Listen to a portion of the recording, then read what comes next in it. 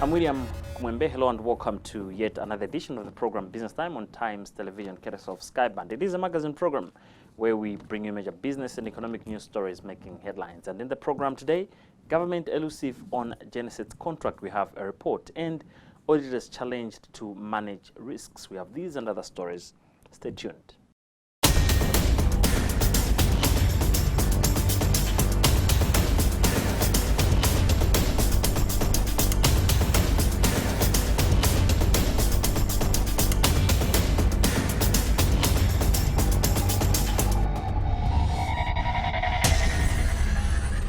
Hello and welcome. And in our main story in the program, the government remains elusive on whether it intends to or not facilitate renewal of contract for use of diesel generators from South African-based energy company Agreco. Speaking after touring Electricity Supply Corporation of Malawi, Eskom, in Blantyre, Minister of Natural Resources, Energy and Mining, Binton Kutsaila, said it was too early to determine next move on the deal. This comes at least 4 months before expiry of the contract. Chimwemwe Mangazi reports. This came out in an interview during a visit Minister of Natural Resources, Energy and Mining Binton Kutsaila paid Eskom on Tuesday in Blantyre to appreciate its day-to-day operations. This is coming at a time at least 4 months are remaining for some of the contracts to expire. The contract for generators at Chichiri in Blantyre and Kanengo in Lilongwe ends in January, while the one for generators in Kasungu ends between June and July. In 2017, Eskom leased 84 gensets from Agreco, which produces 78 megawatts. Kutsaila said the determination on whether to renew the contracts or not will be made when the time comes, but was quick to mention that they will not forbid signing new contracts to leave the nation in the dark. When I was meeting the senior management team, I emphasized that Eskom needs to pull up its socks, because there are so many complaints by the general public, and as government, Eskom is a government organization, but also as the line minister for Eskom, I really wanted that Eskom should know that there is a general outcry out there. One is on the there's a delayed backlog of connections that people, some of them paid almost 7 years ago, others 5 years ago. Power has not been connected over to those organizations, houses and centers. So I really wanted Eskom to know that this is a general outcry, and they have to sort out that challenge as soon as possible. I had to emphasize on that because there's indeed a big cry out everywhere. I have phone calls, I have messages, I have letters written, I have receipts presented just to back that. So that's why you saw that I spoke to them very strongly on that issue. You see, the problem is sometimes it's a challenge to know who is doing corruption. And that's why I pointed that out, that if there's anybody who is deliberately doing that to deter or to delay or indeed to frustrate, let me not know. Because if I know, I'll not hesitate to put disciplinary measures over that person. The reason is that Eskom, it's a neural system of the nation. Without Eskom, nothing works, because Eskom is the one which distributes the power, takes the power and distributes to all the centers. So that's why we need to do this connection in time. But also there are a lot of illegal connection. I think now that's the issue that came to the issue that maybe there will be some elements of corruption, because how do illegal connection come if everything is being done according to everything? So these are all the challenges which Eskom has to address, and I'm quite confident that Eskom has got highly reputable staff, has got highly reputable management, which if they decide to work, indeed they'll make progress. But currently they need to pull up their socks and make sure that they save Malawians, because the Malawians deserves the best of the services. Eskom Chief Executive Officer Alexon Chiwaya added that there is more economic sense in using the diesel generators currently, as the economy is more productive than the time they were load shedding the industry sector before the generators were put to use. If you cost the opportunity, look at the opportunities that are there. If you cost what is economy going through, if it were not for Agreco, then you see it's massive. What we pay to Agreco is just something very, very little. If we didn't have Agreco, imagine most of the industry would have shut down by now. Because Agreco are there just to help us build up the pond. The time we run Agreco, we may relax a bit on the machines, thereby we can build up the ponds for later usage for the machines to come up. If we didn't have that, believe you me, we would have been going back to 18 hours per day or so, road sharing. So you look at the opportunity cost. What if we didn't have the Agreco machines? What we are here for is make sure that we meet all the demand. So we have all the initiatives.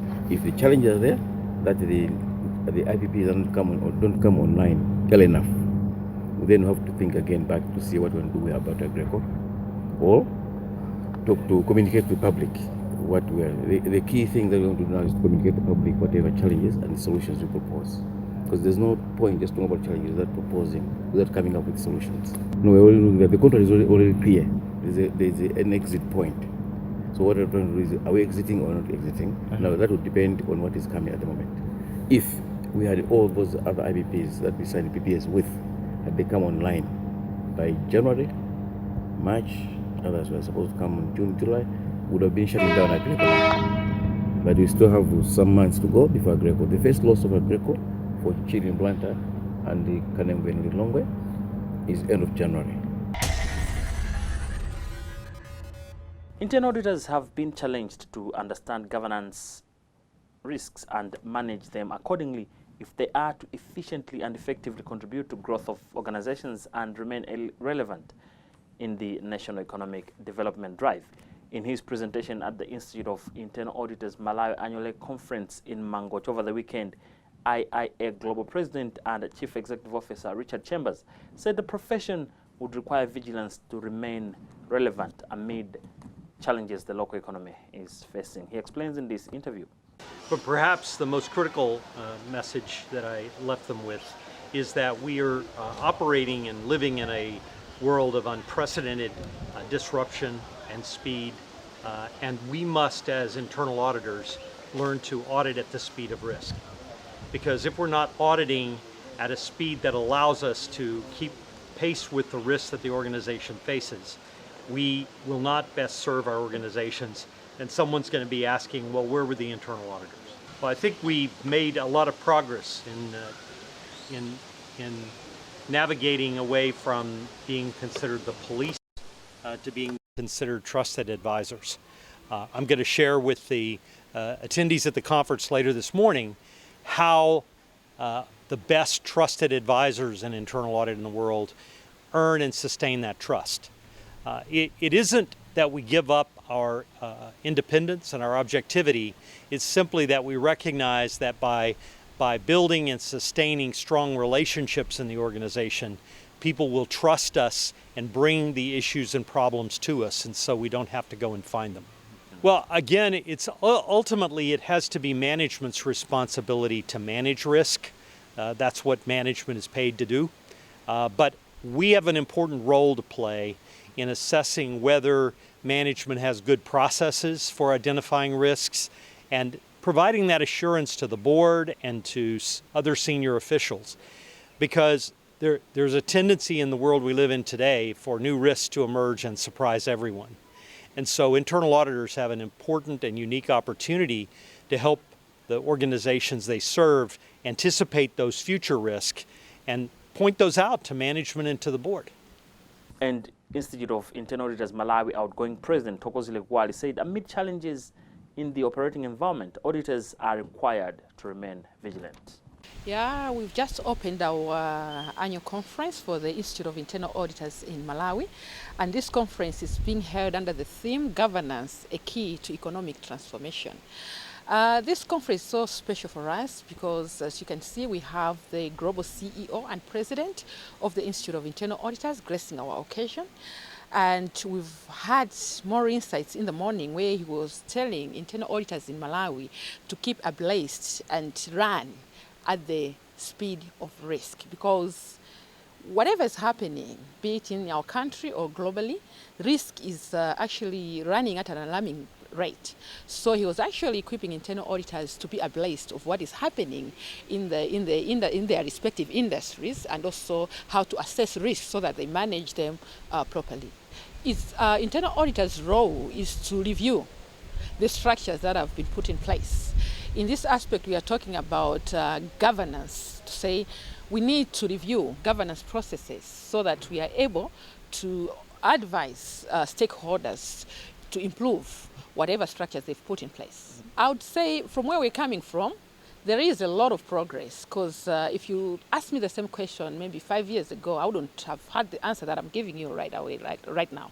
But things have changed. Now people are able to review, people are able to give insights, people are able to advise management in their respective organizations, and things are changing.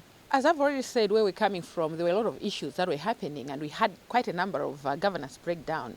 But through the reviews that have been taking place, and also the news that we've been getting, we see some improvement coming in, and we hope where we're going, things are going to get better. Yeah, challenges are always there, because we've already talked about risks that are changing every day. So for us internal auditors to keep up with those risks, it's quite a challenge. We need resources, we need training, we need a lot of information so that we are well up to date with what is happening, be it in the country or at global level.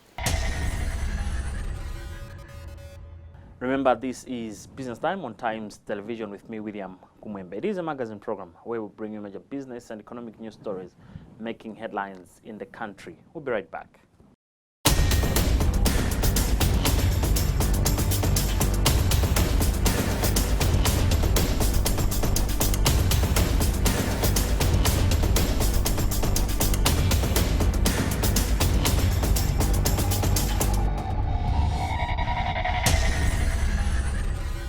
Welcome back. Global Communities and Institute of Bankers IOB Malawi have said inclusive agribusiness financing could signify transforming the sector and contribute to economic growth. Officials have raised the sentiments after Global Communities organized a workshop for 10 financial institutions that have been involved in financing production of non-traditional cash crops across the country. We have the detail in this report with Chimwemwe Mangazi.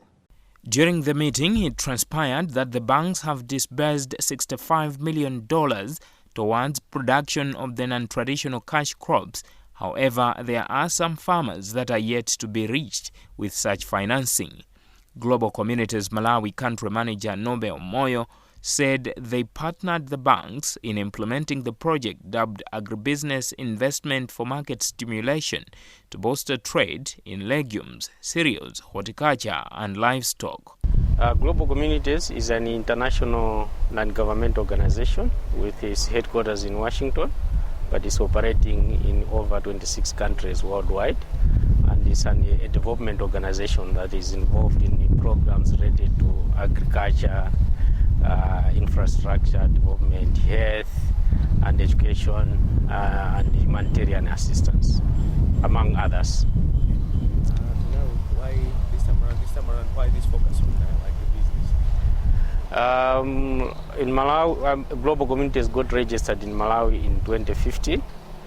Basically, it came to Malawi because it was mandated to implement a program called Agribusiness Investment for Market Stimulation, which is funded by United States Department of Agriculture.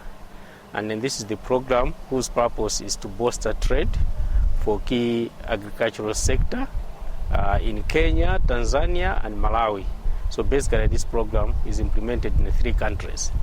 And it's looking at the 4 value chains, which are cereals, pulses or legumes, horticulture and livestock. And then there are 3 objectives for this program. One of them is facilitating increased access to finance for agribusiness SMEs by the lending institutions like banks. The second one is capacity building of the agribusiness SMEs so that they can be ready to meet the expectations of the banks. And then the third one is facilitating market linkages, because the focus is on volumes and values of agricultural trade within Malawi as well as in the region. So basically, That's why those are the focus areas that global communities through the Agribusiness Investment for Market Stimulation Program, which is supported by United States Department of Agriculture in Malawi. We feel that we have done quite a lot for the past 4 years, and that's why we have convened this seminar where we have invited senior bank officials from 10 financial institutions in Malawi. Basically, we would want to share with them and review the progress made so far in terms of increased access to financing or increased bank lending to agribusiness SMEs. And then from the records that we have, because some of the issues that we've been dealing with the banks have been capacity building of the banks in agribusiness financing, and we are also supporting a loan guarantee facility to one of the commercial banks in Malawi towards enhancing their capacity to provide loans to agribusinesses. And from the records now for the past 4 years, cumulatively the banks have provided up to $65 million worth of loans to agribusinesses targeting non-traditional cash crops value chains. When we're talking of cash crops like tobacco, tea and the like, those were like the areas where the banks were mostly focusing on in the past because of the presence of the structured markets, neglecting the other value chains. But through our program, they have also dived into supporting these other value chains, the 4 value chains that I've mentioned, like the cereals, the legumes, as well as horticulture and livestock. So to us, we feel there's a positive movement. And that's why the meeting here is to review those experiences and see how we can continue moving forward with that pace. Chief Executive Officer of the Institute of Bankers, Linus Nkungula, concurred with Moyo, stressing that financing agribusiness is happening in the market but not at the anticipated level. This seminar by global communities is very important because why am I saying this is very important? At the Institute of Bankers in Malawi, we believe in financial inclusion. So from this seminar, you will find out that it's actually extending to agribusiness, and they are actually looking at the small-scale farmers in the rural areas. So if the banks reach out to these farmers, then definitely the financial inclusion drive by the banks, it will be implemented. Agribusiness, as I said, is very important to the economy in Malawi as well as to the banks, because if we invest in these people, then definitely there will be savings in the banks, but these savings will be translated into investments. So you know that when we have investments, then the economy will actually grow. We are fairly not at the level that we would have wanted, because you actually remember when we were talking about the agribusiness inside there, we said that not everybody is being included. So we would like to extend to these people that are excluded in the financial inclusion. As long as we keep on excluding these people, then we will not be doing good in this sector. Now, illustrations are often perceived as the cartoon that kids, even some adults, enjoy to watch on television. Louis Kamula decided to take a different route from it by making it a business. In this edition of Budding Entrepreneur, Louis takes us through how he is making a buck from visual art. When I started and when some people told me that you can make money out of this, I took it into consideration. And then I tried to do art for money, and it was really working. Like I was getting other people, and to the point that I started raising the price just to control the demand. It's not easy, but then I can say it's easy if you don't focus much on money first. You should focus much on your work. Like the people should appreciate, and then the money should come after. So I can advise a young person that, first of all, you should focus on working before you focus on money, because some other people, they just think when you start earning. It doesn't work like that. When I was starting, what I did was I just saved some money. Like I saved for some time until I got the money where I used to buy all the materials that I was using. Lately, I've seen a couple corporates coming up, helping young people to do their stuff. like the trade fairs, the exhibitions, whereby they allow you to display your art, and then they invite people who can come and buy your art. When you're trying to establish your business, first of all, you should look what are the things that one who is doing business is supposed to have in terms of communication, where people can reach you. Apart from just having a phone number where people can reach you on WhatsApp, having an email is also very important, and it makes people see seriousness in you. And it's also good to have pages in all platforms like Facebook, Twitter, because different people are found there. I feel the difference because when you're young, you're always underrated because people, they don't really trust you. Like, can you really do it? Like the time I go to deal with Claim Mabuku so that I should draw illustrations. When I went there and they said, what qualification about art do you have? I said, I don't have any qualification of art. I just know how to draw. Like, I didn't go to any art school. And they're like, don't think you can do it. And then I showed them my work, and some people were convinced, and then they allowed me to do it. But if it was somebody else who is maybe grown and has maybe a certificate in art, it's really easy for them compared to other people who just have the talent. If you want to get into business, first of all, you should learn.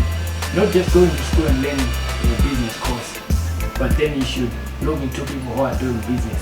Because what I like doing, I like watching stuff whereby, like motivational speakers, like to hear, and then I also read books, like maybe those guys who did business and then it worked for them. I really like to see how they did it, and then mostly all of them, they go with the same like process. Well, with that story, we've also come to the end of today's edition of the program Business Time right here on Times Television, a magazine program where we bring you major business and economic news stories making headlines in the country and beyond. On behalf of the entire production team, my name is William Kumwembe, but always remember, if it doesn't make money, then it doesn't make sense. Bye for now.